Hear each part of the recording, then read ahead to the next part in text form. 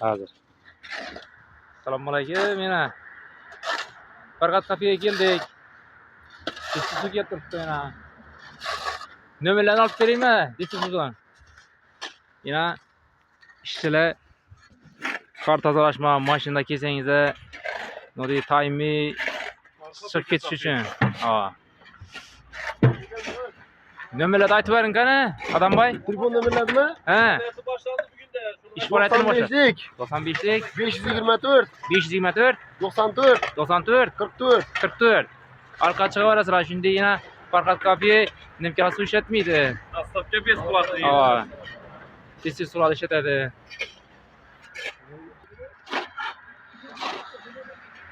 Yana ishchilar qarlar tozalab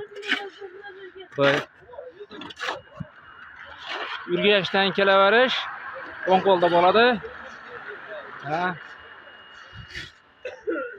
Bazarsdan kelaverishni chap qo'lda bo'ladi. Yana ishchilar ishlab yotibdi.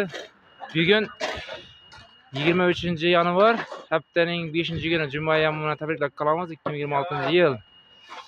İş başlandı ise kardan kitingi anu kelaverasizlar. Hamma ish tayyor. Yana esa somsalarda ko'rasiz sizlar yana chiqib turgan parna qarang mana.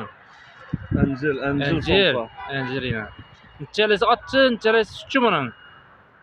30 dana atçı kanı sütçü, 100 dana bo'ladi. Yana. Tandır içinde. Kelaverasizlar esa. Xudo xolasa. Abitga tayyor bo'ldi qarasa. Hozir soat 11:30 bo'ldi.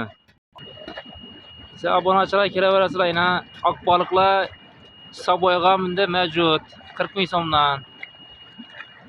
Sazallar 75 dan tribesga o'lchanib pishirib beriladi. 100 ming so'mdan ziyod xarid uchun dostavka mavjud.